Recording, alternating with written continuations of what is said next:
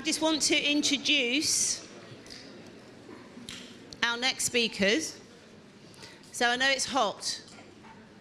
I don't even know that opening that door is going to make a huge difference at this stage in time. So I know it's hot. So just bear with us. We've just got another speakers, and then we'll be having our break. So I'd like to bring Tom Muller and Giacomo Guzzon onto the stage, please. Thank you.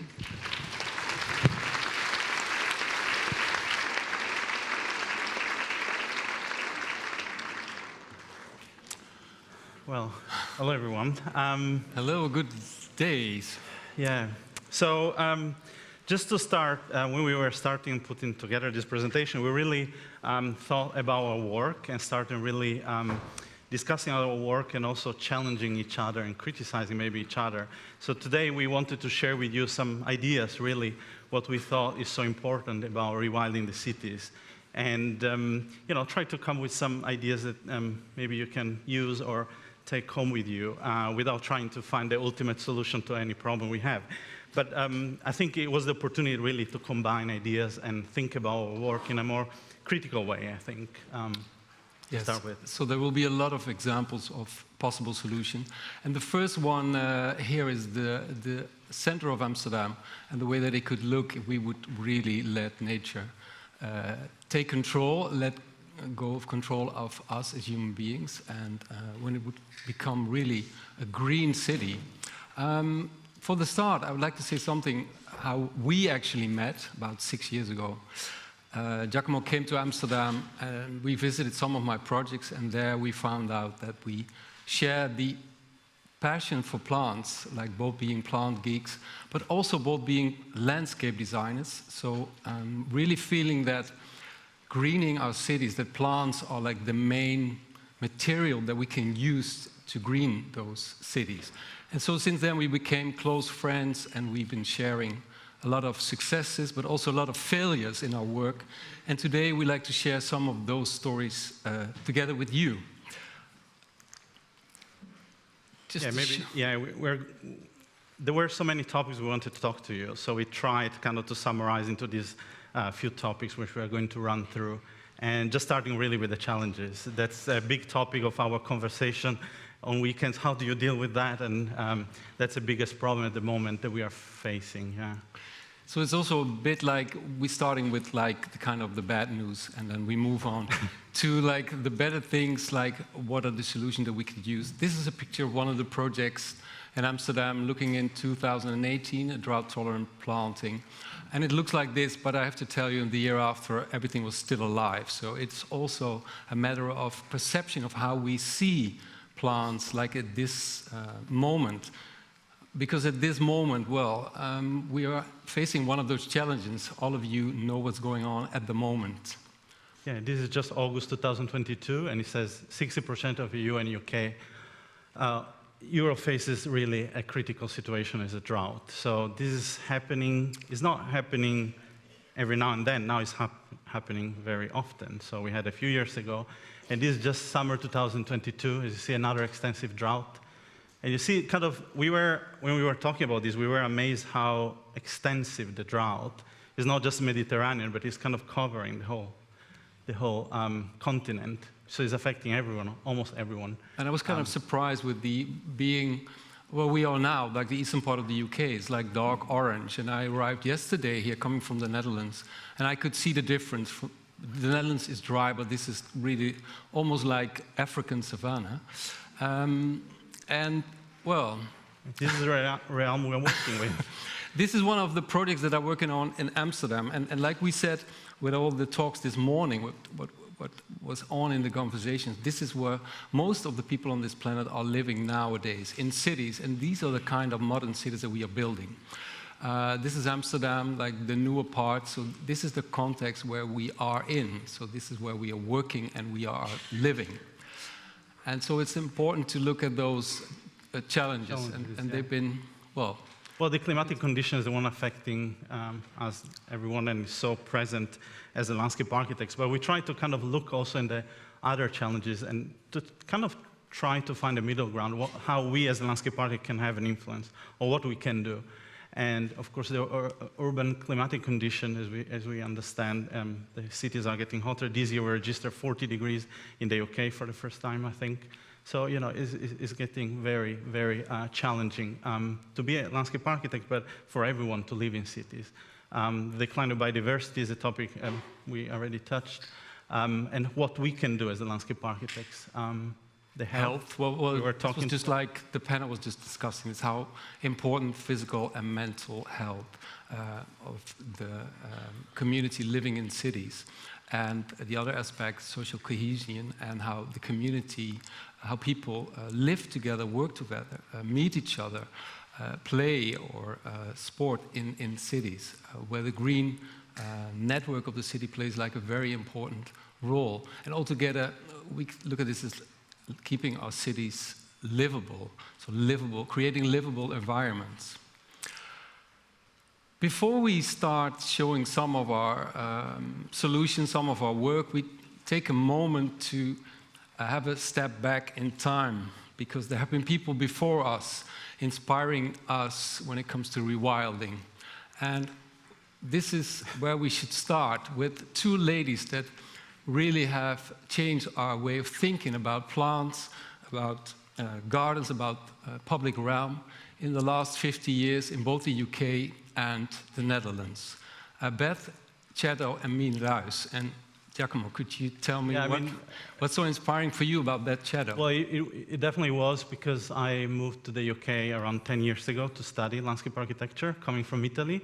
And I remember I visited this garden very early in my career, and it was like really faced with, I remember how important and how influential was the dry garden, really to realize the importance of the habitat-based planting. And then, of course, I started reading, finding out more, but that was so really influential. Still, it is the way I design with plants.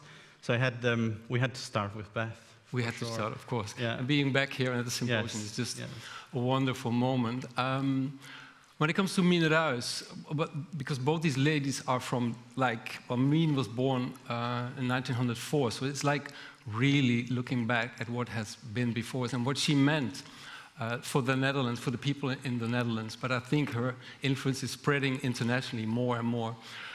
What she did was like looking at habitat planting, being a daughter of a nurseryman, really looking at how plants grow in nature and using them that way. And then designing gardens like this one on the coast in the Netherlands. It's like there's no like walls or fences. This is like a garden completely bedded into the natural landscape. And the other very important thing about her work is that she designed a lot of special places, wonderful gardens, but she was a socialist by heart. And that's very much also to my work, that she, after the Second World War, she was really rebuilding the Netherlands, working in public projects, working with modernist architects. And this is in Amsterdam. This is a garden in inside of an elderly house. So this was really something that she was doing. Also, already in the 60s, creating a palette of plants that would always grow and survive. Using perennial in public, no? Yes, and you could just repeat them. So she was really working for planting for the people, to have plants that you could use and it would be accessible to everybody. Yeah. And then a park that was influential also for me when I first visited outside Amsterdam, the Thyssen Park. It was a very interesting park for me because I could see before anything else, it had a very strong identity, and that's something I'm always seeking in landscape, new and old, landscape that have an identity and a story. And this park is incredible because it was planted only with native plants. But back in the day when there was not such a talk about using native, and I think for me the big influence it had is like, you know, how important it is to create kind of this identity using native plants, but also being, you know, really in tune with the landscape there, with the water and you know, what is about the Dutch landscape that is so emotional, I think. Yeah, and they started making this in the 1930s, and I was thinking what's so special about these, because there's a few of these parks in Amsterdam. What is so special is, well, Sarah just said, like spatial diversity. These parks have this spatial diversity with all the layers of trees, of shrubs, of perennials, and it's really habitat-based planting with with woodland edge, meadows. And then the use of plants, they're all native, but the use of plants is like in a much higher density than you would ever find in nature. And then suddenly we have this experience. So this is the park where we have the wow factor in any season, at any moment, because if you see these plants, and these are native plants, but it's just amazing how they are being used, and you feel like this connection towards nature. So this is why, well, it's an old park, but it's still so inspiring for the work that we do nowadays. And then moving from the Netherlands, there's also some inspiration from Germany. Yeah, this came later, really, when I found out about, I was visiting Hamburg and I found this park. I didn't know anything about it, but I was kind of blown away by the fact it is fully a public park, looked after by the city of Hamburg, and the diversity of planting and it was almost mind-blowing, and I couldn't believe this was, so of course I researched and I found out it was really maintained by the city. So it's huge inspiration for me as what is still achievable in a public landscape, even when they say, there is no funding, that there are all the challenges, you can still do it. So this is kind of for me a big inspiration, but also kind of a driver to, to do more and try to be better in public plantings, yeah. And this park has been based upon German philosophies about yes. So of how course you work with plants. We had to mention Hans and Stahl. I'm sure you know the book, so I'm not telling you anything new. But it has really been very influential for me, and still is. I always have on my desk. It just being reminded, if we are going to rewild the city, we have to really be think about the habitat and be quite strict with it, and try to put plants really when they want to grow to start with. And for me, this book has been very influential from the beginning, really. And it's not only about the history, there's also some contemporary and examples. also about the biodiversity factor, and we're not going to get into detail, but I think it's important for us as landscape architects to find really a pragmatic way to deal with these topics and not get into challenging a discussion about native, non-native, or so on, but just finding a way that works with us, that we can include a diverse planting that can support biodiversity. And it's interesting to hear different opinions, from the US, from Europe, and see also academic studies and what everyone is thinking or writing or researching about biodiversity and how we can support it. But then there's a common thing in all these approaches, and also looking back, that nature is like the main inspiration. So could you tell me, the audience for a moment, about some inspiration coming from nature? So what is it that you take in your work? I think if it's only one positive thing about COVID, is that I could spend more time back in Italy. I have left 10 years ago, and I'm quite older, so I appreciate other things. And I had the opportunity really to visit, and again, places I knew since my childhood. And I come from the very northeast corner of Italy, so very diverse landscape, but this was an area of the Karst region above Trieste, which they have the native cotinus, the smoke bushes, and it was a great inspiration for me to see this combination of plants growing widely there, and with Quercus pubescens, with euphorbia.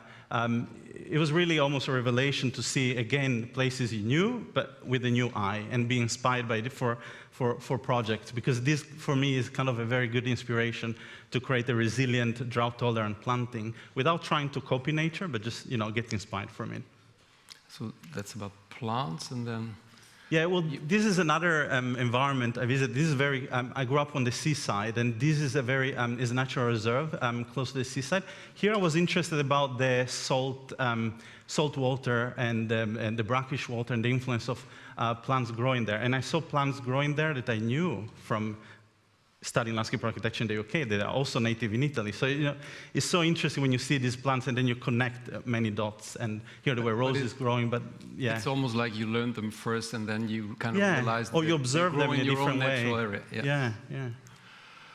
And I wanted to show this one because apart from plants, I think that the shape of, also looking back at the Heem parks, looking at nature, and especially in harsh conditions, in mountainous or coastal areas, it's amazing how the wind and the elements shape the planting and have these different layers. And it's a continuous landscape, which is also our urban landscape is a continuous landscape. So for me, it's very inspiring to look at these kind of landscape whenever designing the landscape in the urban context. Yeah. And talking about this urban context, there's a few things we like to say about working in that context, which is pretty much, it's very different from working in the context of a garden. And we start with this experience. It was also like an important aspect of the panel, like how we experience nature. So we create these moments in a city where we experience like the seasons, or we have flowers, or we have color, because it's so important for like our mental well-being. And another very important aspect is I just said like this continuous landscape. So this is Oliplein. I will show it later on. But this picture shows where the inspiration comes from the big lines of this design come from the wider landscape. So it's continuous. There's no fences or walls around, but it is always part of a much wider landscape. And it's not just spaces, but it is like an organism. And I think you see all the layers of how complicated it is to work in an urban environment, because the central part is on top of the rails. So you have limited soil and so on. So you see, when working in an urban environment is so, all the regulations and then the complication of doing that makes it even more challenging. It is, because everything's true what was said before about regulation. Because I work for a municipality, so I know all about this. But still, it is possible to do things, because we have to do things and make them. So it is possible.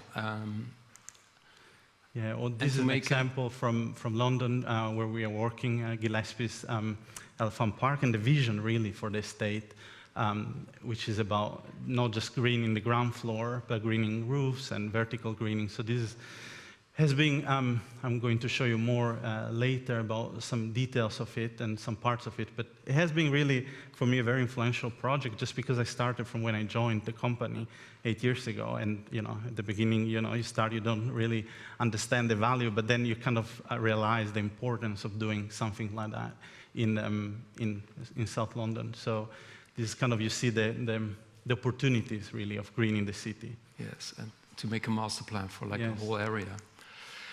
And then we have, well, it was already in your panel when you was talking about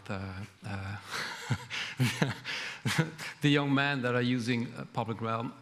People use it, so we have like, apart from working in nature, there's a lot of human beings, and so there is all kinds of use. People use this public realm, and this is very important. So there is all kind of different groups. There's elderly people, there's children, but there's also dogs and cats, and so they're all part of whenever you work in the context of this public realm. People sport there, people play there. Yes, this again, looking at Elephant Park, the water playground we created, and it was a very interesting process to create that, and I'm not going to talk about play much later, but just the opportunities you create for kids. And I didn't think before that much about play and the value of even normal surfaces for play and materials and how simple it can be to. So this was a great brief from the client to create a landscape that is playful, but is also interesting for everyone, not only for kids. So in the evening you will have adults, sitting down having a drink or so.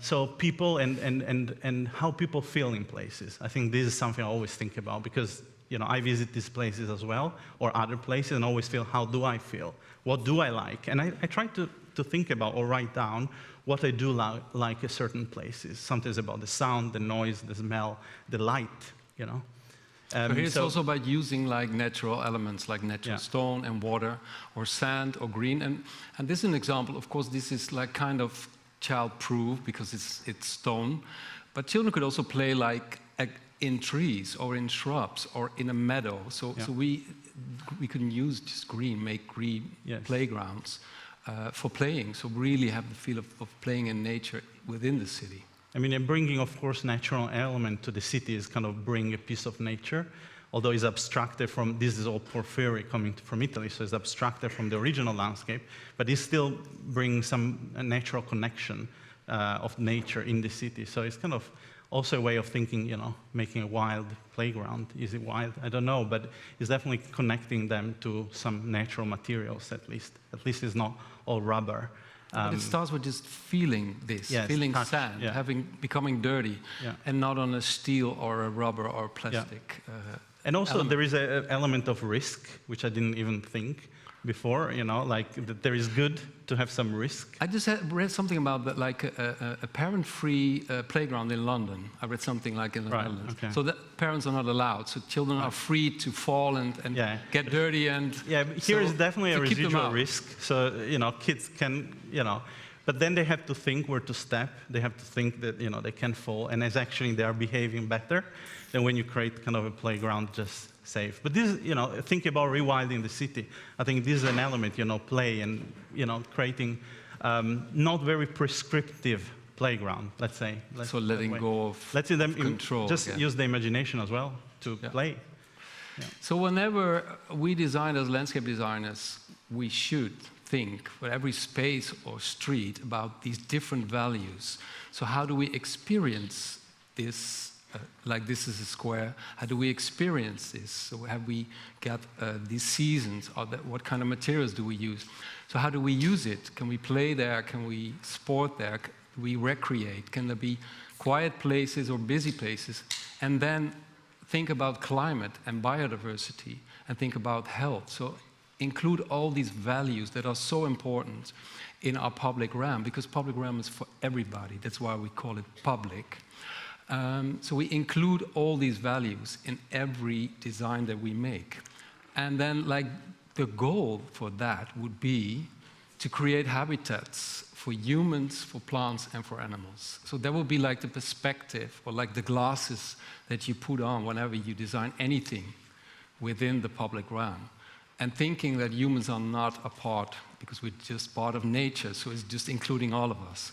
And so it's this different perspective that we try whenever designing. So explaining a bit about the context of working in public realm, you could say it's too difficult. I'd rather design a garden and put a wall around it, but it is amazing to be working in public realm because it is challenging and it is sometimes difficult and there's a lot of restrictions. But I always say because there is restrictions, you have to be more creative to have wonderful solutions. So we move on to some strategies and some projects that we've been doing, trying to find some solutions. And I think it's important. I could talk a whole hour about this slide, but it's just, this is like the strategy that Amsterdam has about greening. And so all these themes that we've been talking about are included. And it's important that the city has, I think a city needs it starts with a vision, with a master plan. And what is important about this is that we say it's not only the municipality that does it, but everybody needs to join, everybody. Because we are in a crisis and everybody that lives in a city or works in a city should join in finding solutions in greening. And that means that the city or the council has to give room and space for people to do things. Yeah. So that is the overall strategy. And then in a very practical base, this is the book that we work with as designers in Amsterdam. So it's a handbook for greening, and it's like a living document. So we have all the best practices when it goes to trees or shrubs or perennials, and we keep on updating every year with all the things that we learn now with drought. Last year was very wet, with a lot of rain. And for example, also we have all the information, or we look at the soils, because it all starts with the ground, with the soils that all the plants grow in. And we are developing this, and we also the layers become thicker when it becomes drier, because we see in times of drought that it's all about the soil, of course it's the right plants, but it's also it all starts with the things that are under the surface, if plants are capable of managing. Yeah, and this is interesting, the exchange between us, because as Tom works for the municipality, I work in private practice, so you are almost your client, able to kind of influence on bigger scale. But I think it's interesting that we always exchange the big visions or what it could be done, that it can influence my work in practice, as well the details of think about Trip It when you have high water table, like in Amsterdam or so on. So we we kind of share a lot of this information going into the very detail of the soil, which I think is so important in practice to exchange information, also how other countries are doing, like Amsterdam, and maybe, you know, having influence with, you know, potentially to speak to London, maybe, you know, improve some certain regulation that we have in place in London that could be improved, and maybe started by communicating other ideas. Because it's so important, like the first one is like a vision, it's an overall plan, there's a lot of talk, I mean there's words in it, and it's important because there's a lot of talking to be done with the people who live in Amsterdam, but the politicians, so we do all big projects like in a participation project, but on the same place it's important to do it outside, so we have this handbook, so it's like very practical because we need to plant and we need to build, so you need both things. And, well, this is a bit like what I said before. We look at, like, we have a lot of special places, pocket parks, parks, squares, but the most public space are streets. So at the moment, we really see that the challenge is in our streets. So how do we green our streets? How do we make them ready for the future? And in all those streets, we live and we work. So there's a street, everyone has a street when he looks out of his or her window. And then we have the buildings. So we say the possibilities are everywhere and we need to take action everywhere. And something is public and some parts are private. But we do it all. Yeah. We do it all. And so we give, well, this is a very normal thing in Amsterdam. In the public footpath, you just are allowed to take, if you want the front garden, we take out some tiles, we put in some soil, and you can put in plants. So all around Amsterdam we have front gardens. It's a normal thing, but that's a way of how the municipality says, well, please take part and we give way to you. It's possible to have like vertical gardening or roof gardening, and we help with that, or we subsidize that. So it starts with this private greening, and it's interesting what people do. Well, we are a city of water, so there is floatlands made by some people, some artists. It's interesting, we have the houseboats, and there's wonderful, in the last 5 years, we see these wonderful plantings on roofs of houseboats. It's all these small parts of rewilding, because you really see it's a different way of planting. It's no longer lavender or hydrangea, but you see that people are ready, because this is what people do. So they inspire us, they inspire me, because I look at what they do, and you see people are ready for this.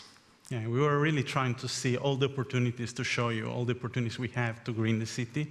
So, you know, like the Amsterdam being with water, you know, you can even green on water, and the opportunities you have, you know, creating these wide islands that I'm sure they are very interesting for biodiversity. Yeah, because nobody comes there. Yeah, exactly. So it's just like, it's a place for birds or for insects. Yeah. And growing. And we have this, yes, on plots that have not been built yet, because that's an interesting thing, but that would also be a whole discussion. Why are we building so much? But but on the plots that are not being built, we give the opportunity for people to grow vegetables or to grow flowers. So that's also giving the freedom to people to have this greening within the city. And then another important thing that we do is we say that every new building in Amsterdam has to be nature-inclusive design. And I'm supervising some of the big projects, and this is one.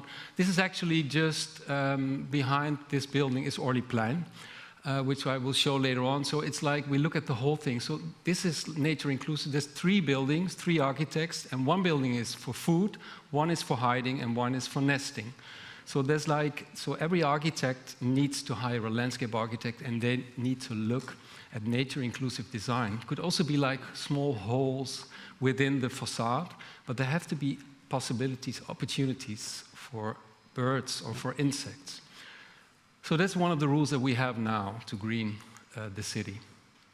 And I thought I just mentioned, because if you work, I'm sure you will know it, if you work in practice, in the UK, the urban greening factor, which is becoming more and more, from a planning authority point of view, more and more relevant, basically is the ultimate goal is to try really to maximize the green in the city on any way, on roofs, on gardens. So you have to kind of hit a certain target. And if you don't, you might have a problem with the planning planning authorities and get your planning approval. So it's definitely document the right direction to push everyone, and also putting the, I think, the position of landscape architect before, because often architects, as we know, are leading big construction, but this is really, you need to bring landscape architects on board very early to make sure that's what Tom was saying. So now it's the gardener on top, huh? Yeah, the landscape so we are architect reverting it, above the urban planner and the gardener, because architects cannot provide that, so they need landscape architect on board to make sure we are achieving the target and making sure we are getting the planning approval, which is, what ultimately is the goal as well. And here, just to show you again, we are going to go a little bit more into detail, but as I was mentioning before, the whole Elephant Park estate and the kind of the opportunities we have here to create not only public spaces, but also communal spaces and roof gardens, really, the diversity. And we're moving to some projects. Some projects that have been made. I will show two projects in Amsterdam, which I would call transformation. So this is what it looked like, and this is what we made out of it. And this is one project where I learned what happens when we take out the hard materials and put in green. Because this is a station, there's like 120,000 people a day, and they never came out because they were just going from one train to the other. People came out, people were in the green, people were enjoying the sun. We also put the bikes there because we are a city of biking, just right in front of the planting. There is wildlife now, there are rabbits, there are insects, there are birds. But also this was made at the end of the last crisis, and a lot of these buildings were empty, and we saw that companies were coming, so they wanted to be here. So we saw the economical benefits of greening. And now, that was a project with the 3 towers of nature inclusive. Now we're building housing here. So it's like transforming from just being an office area into like a mixed use area in the city. So you see, whenever you're greening, it completely changes. And then there was always a water problem with heavy rain. The problem is gone because the planting and the soil takes the water. And this was interesting because it was based upon the nearby landscape with like a few native plants like Molinia and Amalankia. And then because it is quite a dry space, in 2000, well, this is like in autumn when I like it best because it kind of has this natural feeling. And in 2018, a lot of Molinia died because of the drought. And so that's one thing that I learned, to let go of my control as a designer. Like, because I wanted it to be this grassy, and then the grasses died, but the perennials kind of expanded and kind of took over part of it. And now it looks like this, and it's different, but it's beautiful. And we could have brought it back to what it was, but why? Because I thought it should have been like that. So that's also one thing that I learned, to make plantings that are able to develop, to have succession, and they change, but they are still, well, they are wonderful, but they are different. So this is what happens over the year. So we'd never bring it back to the day that it was planted. Yeah, for me, about this project, it was always incredible to think that this is, built and designed by the council, but looked after by the municipality. So it was kind of incredible for me to think, this is done by the city, but also, Tom, we have discussed a lot what plants are kind of more resilient and which one not, and your ability kind of to learn from this and then take to the next project, right? And kind of prioritize certain plants like the Amazonias and like the prairie plants, they have been amazing, and still Calamagross is growing because it can stand the drought. But yes, and with the things that I learned from this, so that's also why the handbook is interesting, because we are with a group of designers, and so it's like the base for the way that we design plantings within the city. Yeah. Then you've been working on Elephant Park. Yes. So going back to Elephant, you see the kind of the nature of the terrain, but also we were talking about the changing level, and here we had some constraints because we had these large existing trees, which are great because they are giving character from day one, but they're also kind of a constraint for the levels. But we tried to play with levels as much as we could. And here you see kind of rewilding the city. I don't know if this is the idea of rewilding, but definitely is wilder than other places. So, and people seem really to appreciate. And again, here the client was allowing us to create. And we were talking also about witnessing season. And I think I always felt, because my heritage growing up on kind of on the seaside, but also in the mountains, the importance of witnessing climate, like the seasonal change, I thought was very important for rewilding the city. And I found sometimes in London, a lot of parks and gardens were very evergreen. So you couldn't witness that. So I always thought it was important to bring plants that kind of show us the seasonal change, really.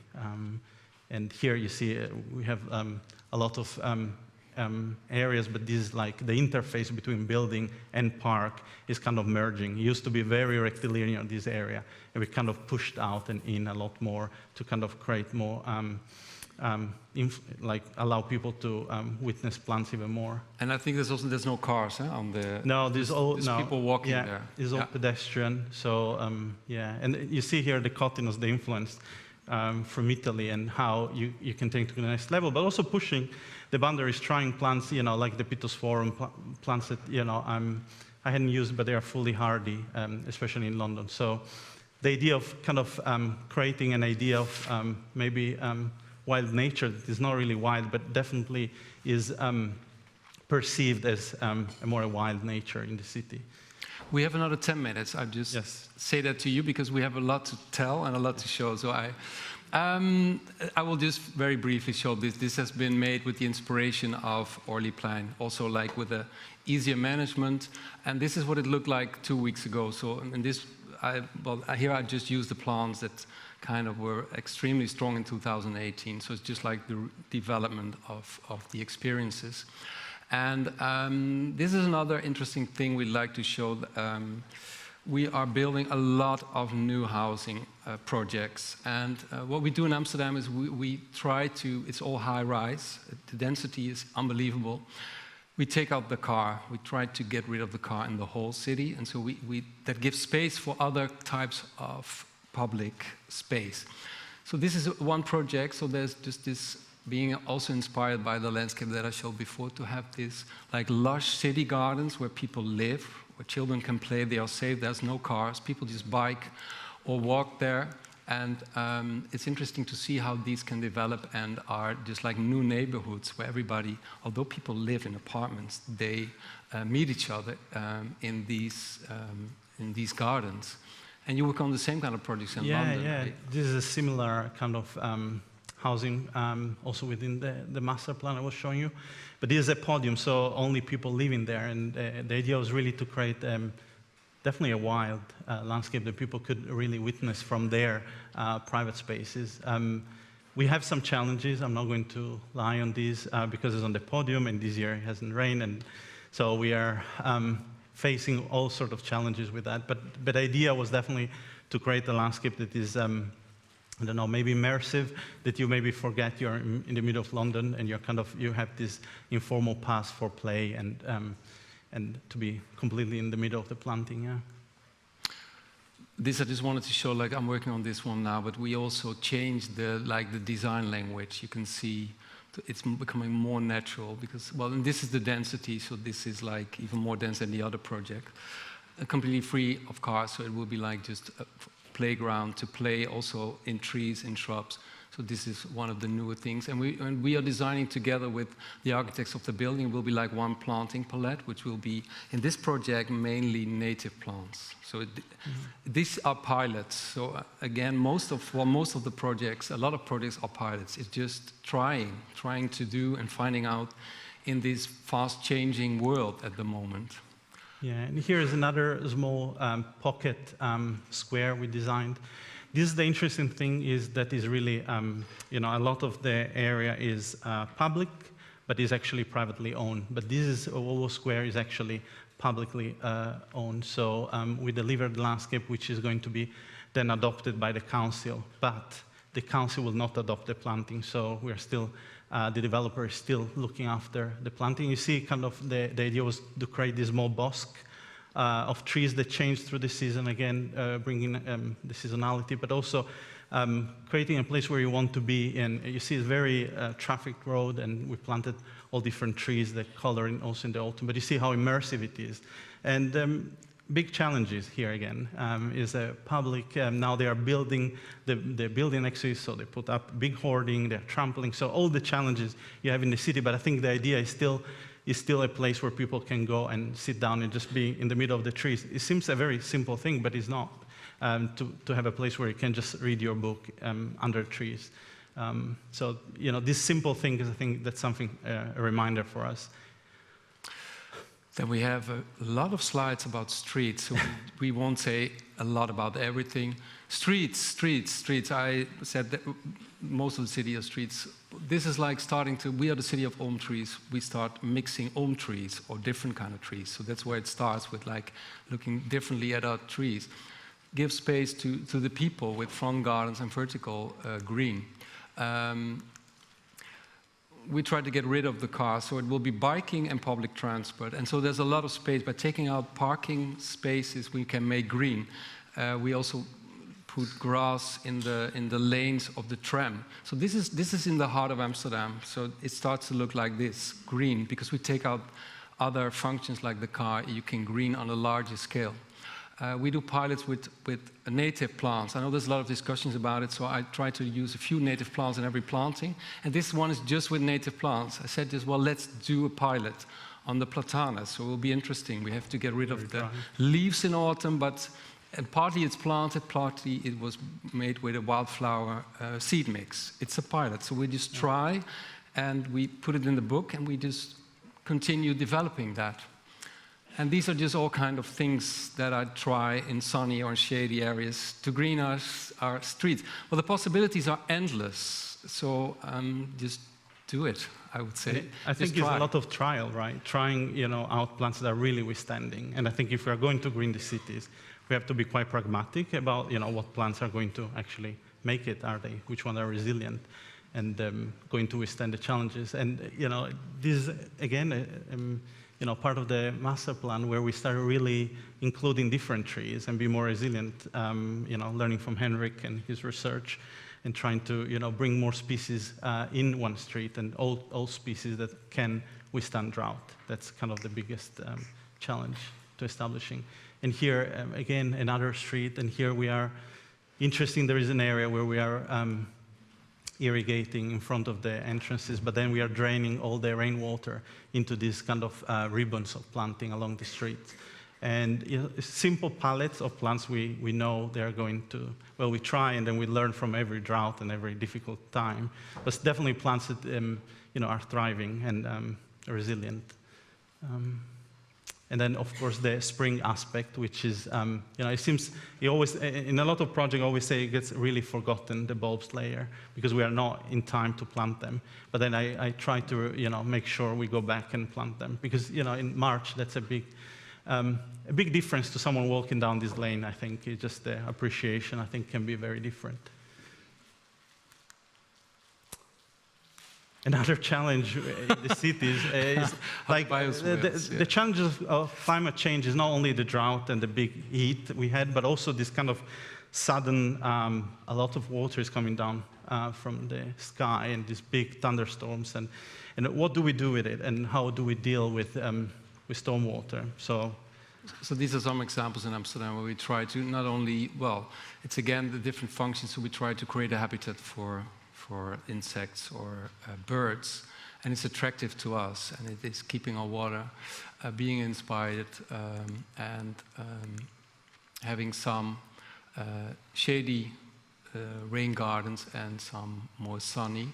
And we also try to put in elements so people can walk through or people can sit in just to relax for a moment or enjoy it. So we are experimenting with this on a larger scale in different types of streets. And you have them in Elephant Park. Well, I didn't mention before, but all the ribbon, the perimeter of the park is actually a rain garden. So we are draining the whole surrounding streets into the park. And here we had the opportunity to create also play elements and so on. But the opportunity was really to test ideas and planting combination in the shade. Here, a lot of carex.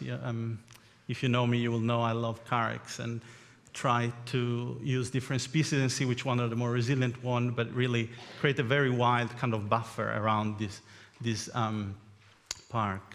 And yeah, and then in the sunny area, of course, the rain gardens are kind of a challenging environment because they are often dry, sometimes wet. But the reality is they are often very, very dry. So, picking plants that can cope with this kind of moisture is still a big challenge to me, to find the right plants. And a few have been successful, but it's definitely a lot of trial and finding out which plants can deal with this challenge and variation in soil moisture throughout the year. And here we are. So some final ideas, really, we thought it was worth sharing with you, starting with the soil. And because we both found out that we found a lot of problems when the soil is not right specified, and the soil depth is not there. So soil is an important starting point. If we are going to rewild the cities, if we are going to try to green streets and plazas and parks and so on, we have really to pay attention about the soil and the soil depth and the drainage. And the habitat-based planting, of course, we mentioned the importance of being, with Beth Chatto, with Minnerhaus, with Stahl and Hansen. We know that, the habitat-based planting. But I still kind of think, we have to be really, I get always excited about many plants I want to include maybe in the planting, and then you have kind of to think which one are really sharing those environmental conditions, because the challenge is in the public realm. And this is what's going on in my public plantings. There's always plants popping in, and at some point I realized, well, what's the problem? Some are a problem, but a lot of them are not a problem. It's just they do something, and quite often they add something to your design, to your palette. So this is also letting go of control, because nature makes the most amazing combinations. So just make the choices. Also, this is very important for the maintenance, so what should be taken out or not.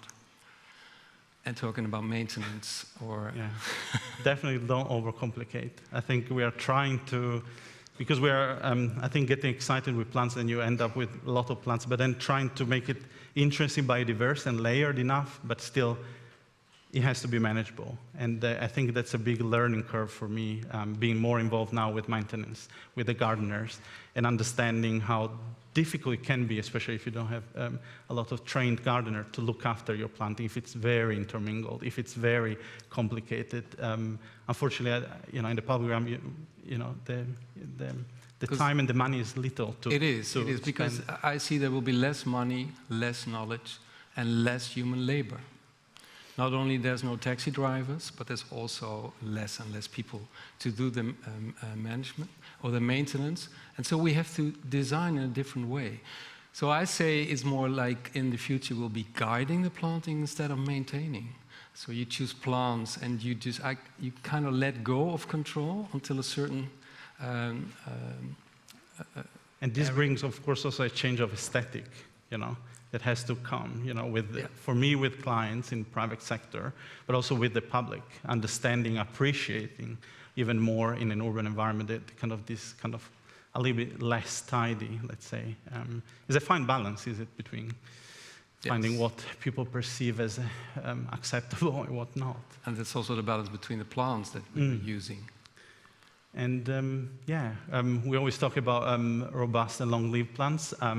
Really as the largest component, I would say, we need some good plants that are covering the ground, that are going to be really Well, actually, this robust. Is what Minnerhaus did in the 50s and the 60s, saying like you have like a small palette of extremely strong plants and you can use them everywhere. So green is accessible for everybody. So probably this is what we have to do in most of our streets or places. Yeah. And then be very pragmatic with the species you choose. Really make sure the species are really making, because ultimately, you're not going to have many chance to replant it. But then... Because we have a small, and then you have special places where you have a small percentage of special species, or where you can really experiment. And then of the course, last one. of course, with this year, I think it's clear to everyone that we need to plant more resilient trees. And I think the big challenge is planting the right trees in the right places. I think we are definitely changing more and picking trees that are really, really robust and drought tolerant, and learning really, and then creating this multi-layered planting. I think that's the kind of the future, creating really all these layered of trees, small shrub, and then of course perennials to create this diversity. And that's the biggest challenge, also with climate change, because we plant them for 100 years. Like the perennial layer, you can redo after 10 years, but this is very important to pay a lot of attention to this. Thank you.